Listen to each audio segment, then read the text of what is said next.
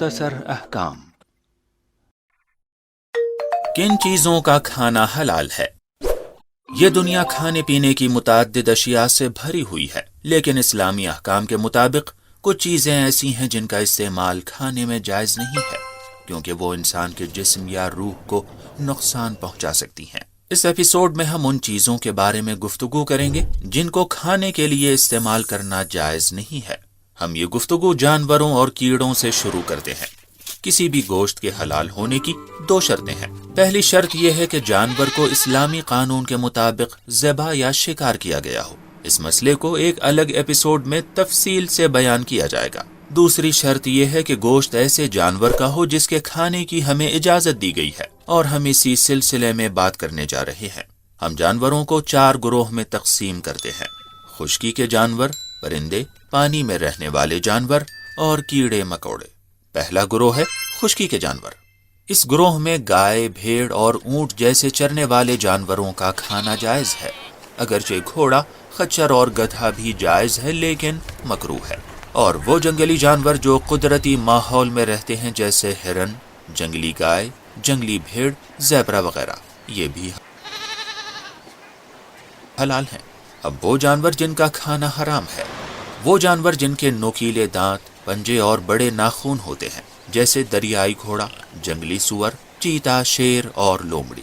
کتا، سور اور بلی حالانکہ بعض جگہوں پر پالتو مانے جاتے ہیں، مگر پھر بھی یہ حلال نہیں ہے۔ مسخ شدہ جانور جیسے بندر، ہاتھی اور بھالو، یہ بھی حرام ہے۔ اسی طرح تمام چھوٹے جانور جو زمین میں رہتے ہیں جیسے چوہا، سانپ، ساہی وغیرہ کا کھانا بھی جائز نہیں ہے۔ اور آخر میں مکتب اہل بیت علیہ السلام کے مطابق خرگوش بھی حرام جانوروں میں شمار ہوتا ہے۔ دوسرا گروہ پرندوں کا ہے۔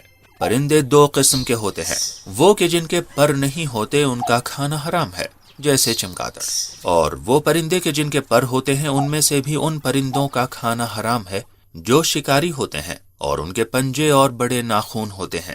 اب سوال یہ کہ پرندوں کی اقسام میں سے شکاری اور بڑے ناخن اور پنجوں والے پرندوں کا پتہ کیسے لگائیں؟ ان 2 قسموں کے پرندوں کو الگ کرنے کا آسان راستہ یہ ہے کہ جب وہ پرواز کر رہے ہوں تو ان میں غور کریں کہ اگر وہ آسمان میں اڑتے وقت اپنے پروں کو زیادہ چلاتے ہیں تو ایسے پرندے حلال ہیں، لیکن وہ پرندے جو اڑتے وقت پر چلانے سے زیادہ اپنے پروں کو پھیلا کر رکھتے ہوں تو یہ پرندے شکاری ہوتے ہیں اور ان کا کھانا حرام ہے۔ مثال کے طور پر فاختہ، جو آسمان میں اڑتے وقت زیادہ تر اپنے پروں کو چلاتی ہے، جبکہ چیل جب آسمان میں اڑتی ہے تو اس کے پر زیادہ تر کھلے ہوتے ہیں۔ اب اس اصول کے مطابق فاختہ حلال ہے اور چیل حرام ہے۔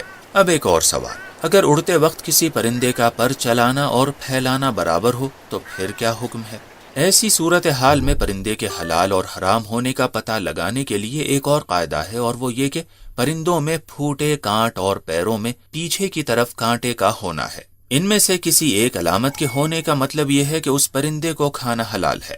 کانٹ پرندے کے گلے میں ایک چھوٹا سا حصہ ہوتا ہے جہاں عارضی طور پر کھانا جمع ہوتا ہے۔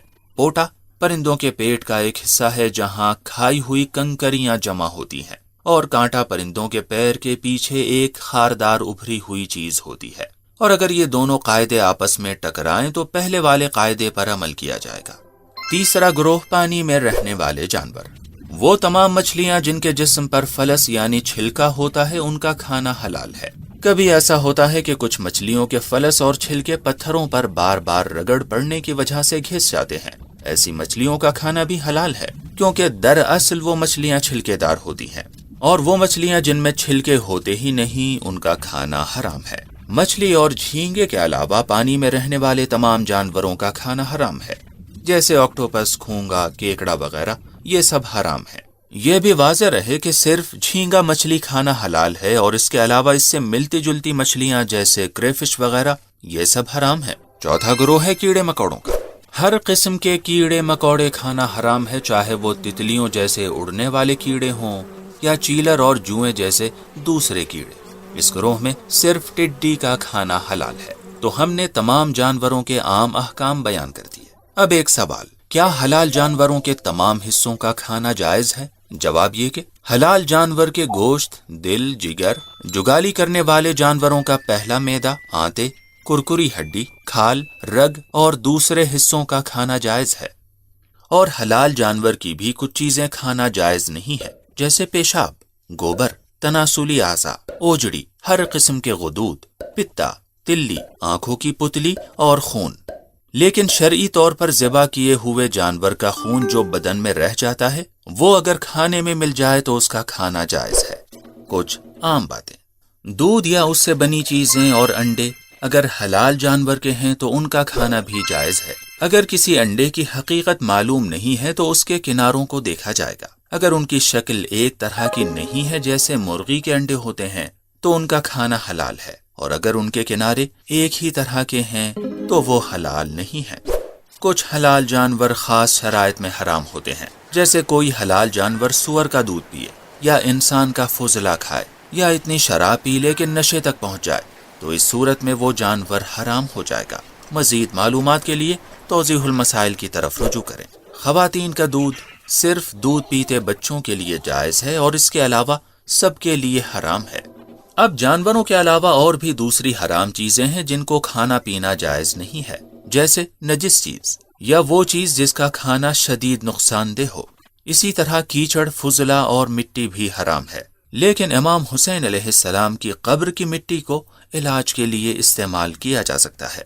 इसी तरह वो अंगूर का रस जो उबालने से 2/3 तक ना जला हो। इसके अलावा जौ की शराब, वाइन और तमाम नशा आवर चीजें ये भी हराम है। और आखिर में उस दस्तरखान पर खाना खाना भी हराम है जिस पर शराब पेश की जाए।